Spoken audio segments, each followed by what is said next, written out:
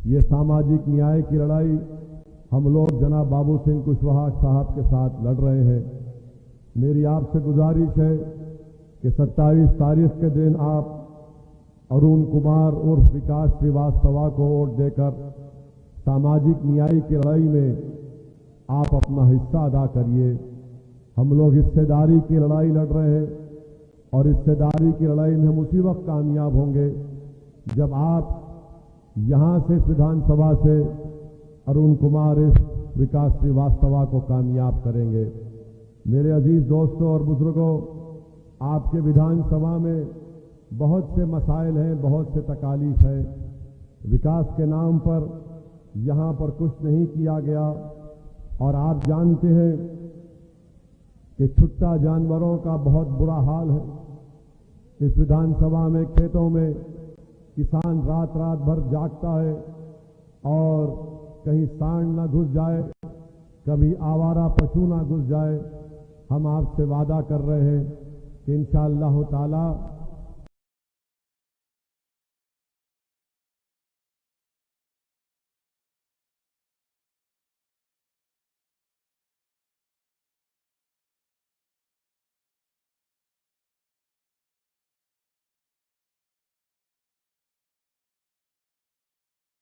हम ना सिर्फ आवारा पशु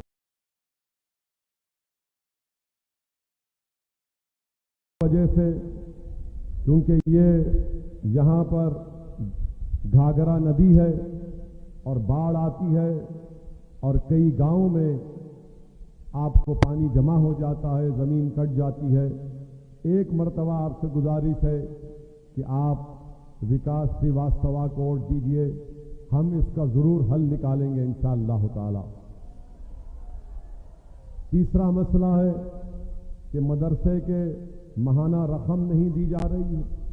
इस मसले को मैंने पार्लियामेंट में उठाया था कि मदरसा मॉडर्नाइजेशन की जो स्कीम है गवर्नमेंट ऑफ इंडिया की, मरकजी हुकूमत की, केंद्र सरकार की, ना योगी सरकार ने अपना 40% हिस्सा 4.5 साल में दिया, ना केंद्र की मोदी की सरकार ने 4.5 साल में अपना 60% हिस्सा दिया। आप एक मर्तबा यहां से हमारे प्रत्याशी को कामयाब करिए। जो मदरसों में जो लोग मैथ, साइंस और हिंदी पढ़ा रहे हैं, जो उनकी तनख्वाह नहीं दी गई है, इंशाअल्लाह उत्तर प्रदेश की विधानसभा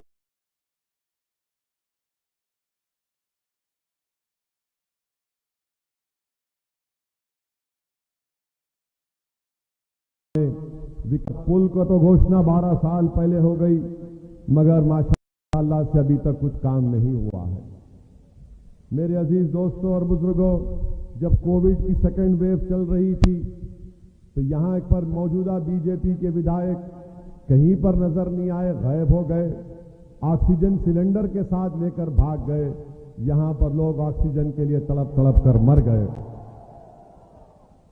ये बीजेपी के मौजूदा विधायक के कारनामे, डबल इंजन की सरकार तो नाम की है, मगर काम ऐसा किया है कि आज उत्तर प्रदेश की जनता में गम और गुस्सा है कि बदलाव की पूरी लहर चल रही है और बदलाव की लहर इतनी चल रही है कि आज देश के प्रधानमंत्री को अपने भाषण में कहना पड़ा कि 10 मार्च के बाद हम लोग सांड के मसले को हल कर देंगे। और देश के प्रधानमंत्री का दिमाग कितना अच्छा है, देखिए आप। देश के प्रधानमंत्री कह रहे हैं कि मैं 10 मार्च के बाद आपको लिखकर दे रहा हूं कि हम गोबर से पैसे कमाकर आपको देंगे। उत्तर प्रदेश के युवाओं को प्रधानमंत्री साइंटिस्ट बनाना नहीं चाहते, डॉक्टर बनाना नहीं चाहते, इंजीनियर बनाना नहीं चाहते, टीचर बनाना नहीं चाहते, लेक्चरर बनाना नहीं चाहते, पुलिस में भर्ती कराना नहीं चाहते, मगर देश के प्रधानमंत्री कह रहे हैं कि भाइयों बहनों 2022 है, 21वीं सदी है, ये सब छोड़ो, गोबर से पैसे निकालो। क्या प्रधानमंत्री दिमाग पाए हैं। और ये प्रधानमंत्री पहली मर्तबा नहीं कहे हैं। एक मर्तबा प्रधानमंत्री का भाषण है, जाकर देख लीजिए यूट्यूब पर। प्रधानमंत्री ने आईएएस, आईपीएस ऑफिसरों के दरमियान में कहा कि एक मर्तबा मैंने देखा कि मैं एक चाय की बंडी है, उसको चाय बनाने के लिए उसके पास गैस खत्म हो गई, तो बाजू गंदा नाला है, नाले से गैस निकल रही है, उसने जुगाड़ किया, उसने नाले के गैस को लेकर चाय बनाकर अपना कारोबार कर लिया। क्या दिमाग है प्रधानमंत्री आपका, वाह! माने नाले की गैस से उसने चाय बनाया। प्रधानमंत्री हमको भी बनाकर दिखाइए, नाले के गैस से चाय कैसा बनती है। आप बताइए कि देश का प्रधानमंत्री है और इस तरह की बात करता है कि गोबर से इनकम निकाल देंगे। प्रधानमंत्री युवाओं को नौकरी आपने नहीं दी, आपने किसानों को एमएसपी नहीं दी, तो आप तैयार हो जाइए, प्रधानमंत्री कहेंगे भाइयों बहनों अब गोबर पर एमएसपी मिलेगा आपको। तीसरी बात प्रधानमंत्री ने कही कि उत्तर प्रदेश की जनता ये कह रही है कि हमने मोदी का नमक खाया, उससे गद्दारी नहीं करेंगे। देश के प्रधानमंत्री, ये आपका नमक कब से हो गया? ये तो देश का नमक है ना। अगर आप ये कह रहे हैं कि प्रधानमंत्री पहुंचे कहां, उस प्रधानमंत्री के पोस्ट पर देश का नमक खाकर पहुंचे ना। मोदी का नमक खाकर तो मोदी प्रधानमंत्री नहीं बने, देश का नमक खाए, मगर प्रधानमंत्री इतने अहंकार में है, इतना गुरूर तकब्बुर में है कि प्रधानमंत्री कह रहे हैं कि मेरा नमक खाए हैं। प्रधानमंत्री हम आपका नमक ना कभी खाए हैं ना इंशाअल्लाह खाएंगे। हम देश का खाते थे और खाते रहेंगे। हम देश से वफादारी करेंगे। अगर मैं बीजेपी के खिलाफ जाऊंगा तो मैं देश के खातिर बीजेपी के खिलाफ जाऊंगा। अगर मैं मोदी और योगी के खिलाफ जाऊंगा तो देश की खातिर जाऊंगा। देश बड़ा है प्रधानमंत्री, देश का नमक तुमसे बड़ा है और हम सब देश से छोटे हैं। देश से कोई बड़ा नहीं हो सकता, मगर प्रधानमंत्री ये कह रहे हैं कि नमक। अब तीसरी बात प्रधानमंत्री के दिमाग में ये भी आ गई कि वो अब ऐलान कर रहे हैं कि फिक्र मत करिए, युवाओं को ये किया जाएगा। 4.5 साल में 5 साल करीब 7 साल हो चुके हैं, आपने उत्तर प्रदेश की जनता को क्या दिया? आप कह रहे हैं कि नमक मेरा खा रहे हैं। नहीं प्रधानमंत्री जी, अगर मैं पेट्रोल डीजल डलाता हूं तो उस पर जो टैक्स सरकार लेती है आपकी, उससे आप गरीब को राशन देते हैं। आपको एहसान नहीं कर रहे हैं। अगर कोई एक मां अपने भूखी औलाद को बिस्किट का पैकेट खरीदती है तो उस पर जीएसटी लगता है और उस जीएसटी से आप गरीब को उसको आप राशन देते हैं। मगर देश के प्रधानमंत्री समझते हैं कि मैं प्रधानमंत्री नहीं हूं, मैं दिल्ली का बादशाह सलामत हूं। ये इनकी बहुत बड़ी परेशानी है। मेरे अजीज दोस्तों और बुजुर्गों, एक और अहम बात आपको बताना चाहते थे कि यहां पर समाजवादी के जो प्रत्याशी हैं बहुत अनाप शनाप हमारे बारे में बक रहे हैं। हम उनसे कहना चाह रहे हैं, भाई साहब हमारे मुंह मत लगो आप,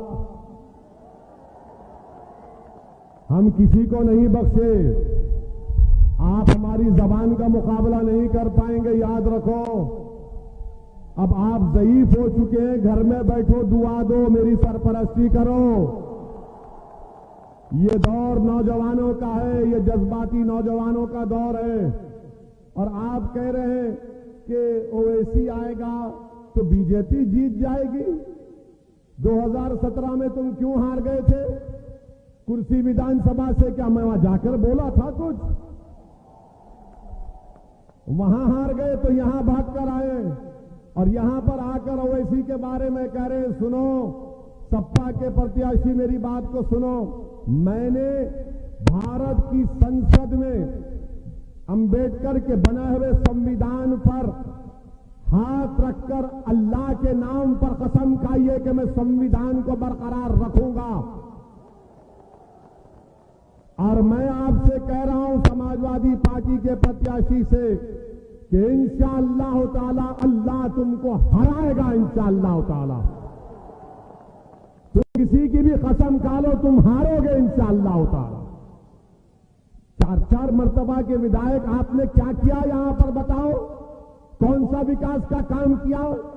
कौम के नाम पर सिर्फ वोट बटोरते रहे, अपनी तिजोरियों को भरते रहे, अपनी मकबूलियत में अपनी अना की तस्कीन की। मगर तुमने इस विधानसभा के लिए क्या किया? तुमने कुछ नहीं किया। आज सपा के लोग ओवैसी पर उंगली उठाते हैं। याद रखो, मेरी जबान से किसी को नुकसान नहीं पहुंचता। हां, मेरी जबान से उन लोगों को नुकसान पहुंचता है जो भारत के संविधान की धज्जियां उड़ाना चाहते हैं। मेरी जबान से उनको नुकसान पहुंचता है जो भारत के प्लुरलिज्म को सेकुलरिज्म के खिलाफ है। मेरी जबान से उनको तकलीफ पहुंचती है, उनको तकलीफ पहुंचती है जब हम और बाबू सिंह कुशवाहा हिस्सेदारी की बात करते हैं तो सपा के लोगों के सीनों पर सांप लौटते हैं। अरे बताओ क्या किया तुम्हारी सपा ने? मैं बताओ, कौम कौम का नाम लेकर वोट हासिल करने वालों बताओ।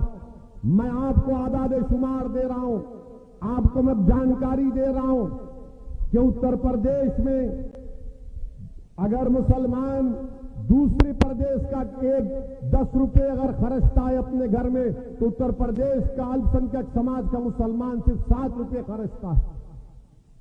कौन जिम्मेदार है इसका बताओ? समाजवादी बसपा के लोगों। मैं जिम्मेदार हूं। 10 रुपये अगर दूसरे प्रदेश में घर में खर्च होता है तो आपके पास सिर्फ 7 रुपये खर्च होते हैं। क्या यह गरीबी नहीं है, मुफलिसी नहीं है? इसके ऊपर कोई जवाब नहीं देते। 10 में से 7 मुसलमान लिखना पढ़ना नहीं जानते, हिसाब किताब करना नहीं जानते।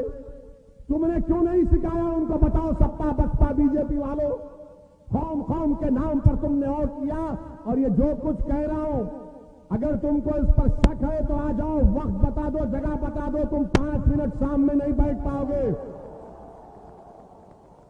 आप सुनिए आपकी बर्बादी की दास्तान, बर्बादी की दास्तान सुनिए। आपको मालूम कि 10 में से 1 मुस्लिम बच्चा हाई स्कूल मुकम्मल करता है उत्तर प्रदेश में। 10 में से सिर्फ 1 बच्चा। बताओ, क्या तुम अपने बच्चों को नहीं पढ़ाना चाहते? कितने पढ़ाना चाहते? हाथ उठाओ। वहां भी हाथ उठा, नहीं पढ़ाना चाहते।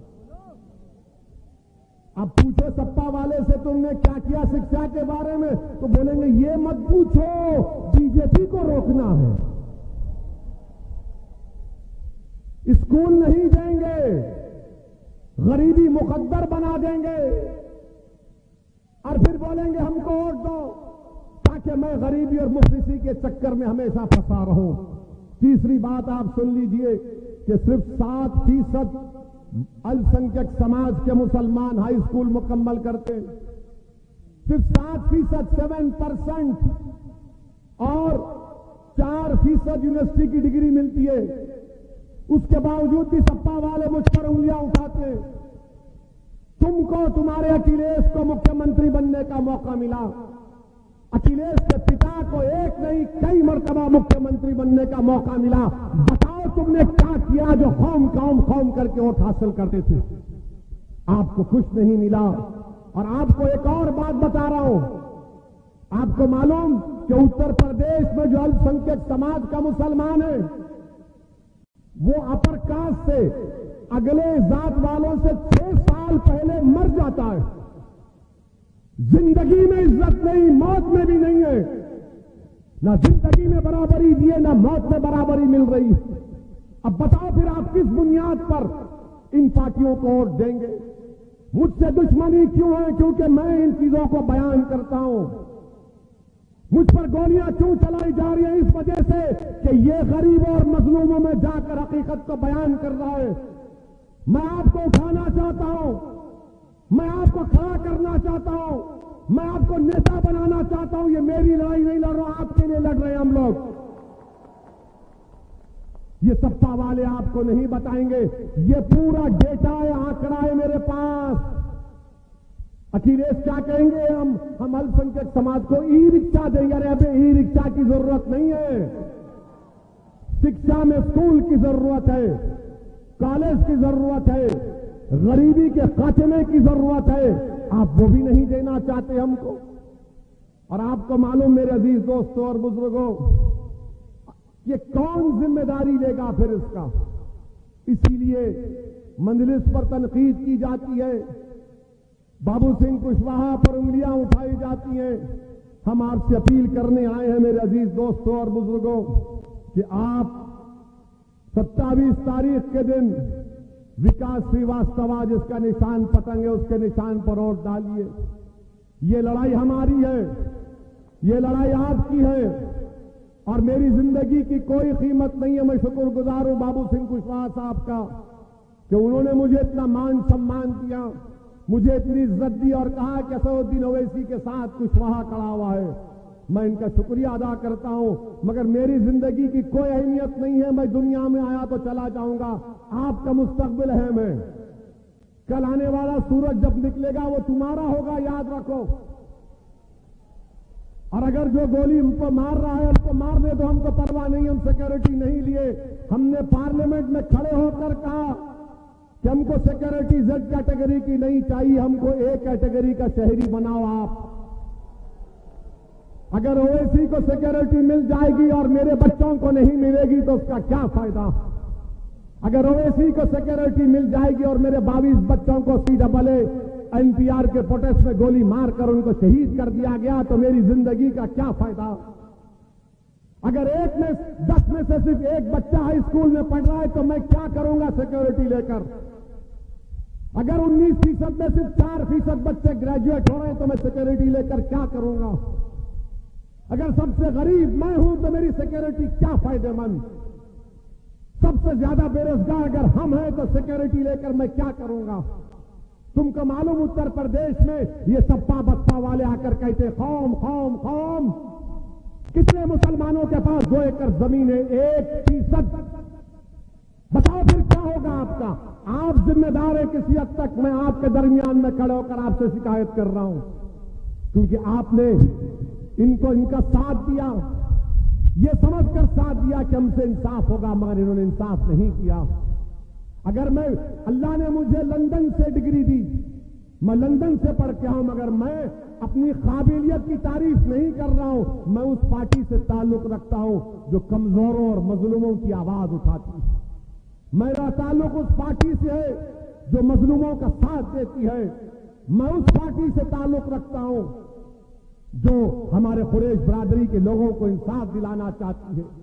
हमारे अंसारी भाइयों के पावरलूम इंडस्ट्री को बंद करके रख दिया गया। कहां गई तुम्हारी कौम की मोहब्बत। क्या तुम्हारी कौम की मोहब्बत सिर्फ चुनाव के वक्त दिखती है, उसके बाद तुम भूल जाओगे। और ये सपा के प्रत्याशी से पूछ रहा हूं, बताओ तुम्हारा अखिलेश ने हिजाब और निकाब पर उसका क्या स्टैंड है, बोलो। मैं कह रहा हूं मैं जब तक जिंदा रहूंगा सर पे टोपी पहनूंगा और मेरी बेटी चाहेगी तो निकाब और हिजाब पहनेगी। बाहर में जाए तुम्हारे तमाम तबसरे, तुम टीवी पर बैठकर कहां बैठकर बोलो, नहीं रोकेंगे हम। ये मेरी शनाख्त है, मैं इस शनाख्त पर कायम रहूंगा इंशाअल्लाह ताला। अखिलेश से पूछा गया तो अखिलेश ने कहा वो वीडियो है देखना। ऊंचा बोलो, सुनाई नहीं दे रहा है। कि भाई साहब आपको भी नहीं सुनाई दिया क्या। जब पूछा गया अखिलेश से मुस्लिम वोट तो बोला नहीं सुनाई दिया। मेरे अजीज दोस्तों और बुजुर्गों, सिर्फ चुनाव की हद तक आपकी अहमियत है, उसके बाद आपकी कोई अहमियत नहीं है। 10 मार्च के बाद नरेंद्र मोदी पेट्रोल डीजल पर कीमतें बढ़ा देंगे, देखना आप। बल्कि 8 मार्च को फैसला आ जाएगा। मोदी जी 8 मार्च को डीजल पेट्रोल पर कीमतें बढ़ा देंगे और सपा वाले 10 मार्च के बाद अपनी शिकस्त के बाद अपने घर के दरवाजों को बंद करके बैठ जाएंगे और आप रोज मरेंगे। आप आकर आज हमसे कहते जिंदगी मौत का मामला। कौन सी जिंदगी मौत का मामला है। मुजफ्फरनगर का कांड हुआ तो क्या मौत नहीं हुई। तुम कहां नजर आए। लोग बोलते कि मजलिस से अगर 8-10 MLA जीत गए तो क्या होता है। मैं आपको एक मिसाल देकर अपनी बात खत्म कर दूंगा। भारत की पार्लियामेंट में मजलिस के सिर्फ 2 MP हैं और जब 2 में से 1 खड़ा हो जाता है तो बीजेपी के 300 MP खड़े हो जाते हैं हमारा इस्तेमाल करने के लिए। कोई कहता है बैठ, कोई कहता है आतंकवादी, क्या क्या नाम शनाब बकते हैं। मगर आपकी दुआओं की वजह से, अल्लाह के फजलो करम की वजह से हम बेबाकी के साथ आपकी नाइंसाफी का जिक्र करते हैं। कानून बनाया गया CAA का, भारत की पार्लियामेंट में सपा बसपा के सब लोग थे, बहादुर थे। किसने उस कानून को संविधान के खिलाफ है कहकर फाड़ा, उसका नाम क्या था आप जानते हैं। ये सपा वाले क्या किए? ट्रिपल तलाक का कानून 3 मरतबा आया तो सपा ने क्या बोला? क्या CAA के प्रोटेस्ट की आवाज उत्तर प्रदेश के विधानसभा में सुनाई दी? सुनाई दी उत्तर प्रदेश के विधानसभा में? ये पूछते हुए इसी भड़काऊ भाषण देता है। जिस प्रदेश से मैं आता हूं, हमने उस प्रदेश में हमारे सिर्फ 7 MLA सत्ता में नहीं है, मगर हमने वहां की हुकूमत को मजबूर किया और हमने उस विधानसभा में CAA कानून के खिलाफ एक रेजोल्यूशन को पास कराया और क्या कहा कि तेलंगाना में CAA NPR NRC नहीं होगा, नहीं होगा, नहीं करवाया जाएगा। इसको कहते हैं ताकत। लोग पूछेंगे ओवैसी तुमने तो शिक्षा की बात की, बताओ तेलंगाना में क्या किया? हमने सरकार के पास जाकर तेलंगाना में गवर्नमेंट के स्कूल खुलवाए। 6 स्टैंडर्ड से 12 स्टैंडर्ड तक बच्चियों और बच्चे उसमें पढ़ते हैं, रहते हैं, खाना खाते हैं। आपको मालूम कितने मुसलमान बच्चे और बच्चियां पढ़ते हैं? 60,000। 60,000। क्या वो काम उत्तर प्रदेश से नहीं हो सकता? होगा इंशाअल्लाह ताला। ये काम कैसे हुआ? ओवैसी की वजह से हुआ नहीं। ये काम तेलंगाना की जनता ने सियासी ताकत को समझा।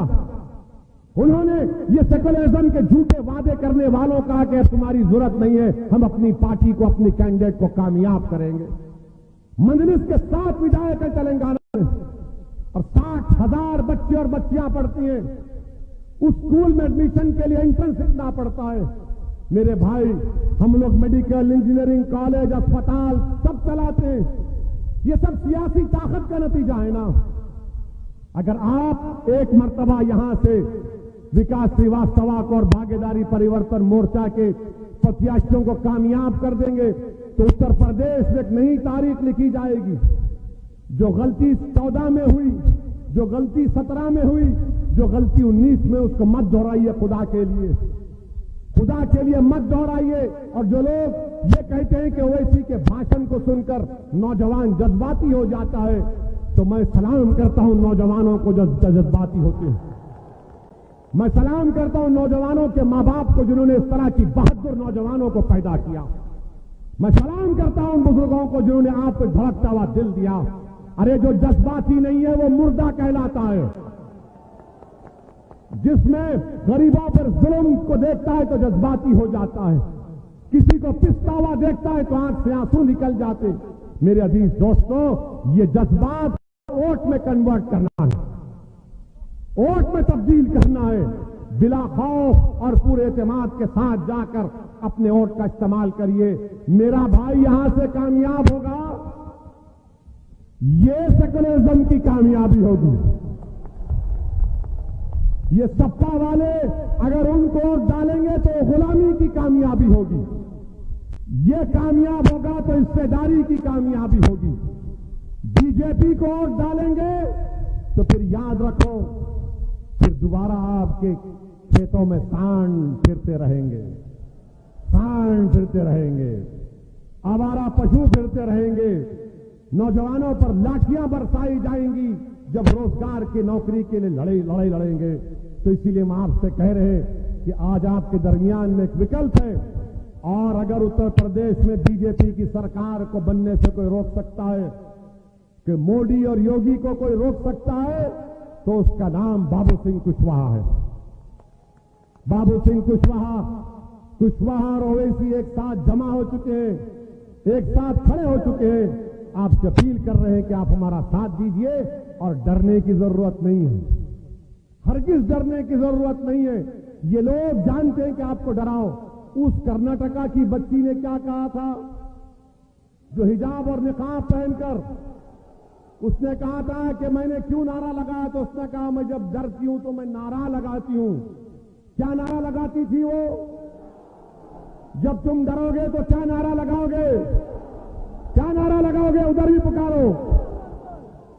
डरना नहीं मेरे भाई, जमीन व आसमान के मालिक से डरना, न ओवैसी से डरना, न कुशवाहा से डरना, न अखिलेश से डरना, न योगी से डरना, न मोदी से डरना, किसी से नहीं डरना।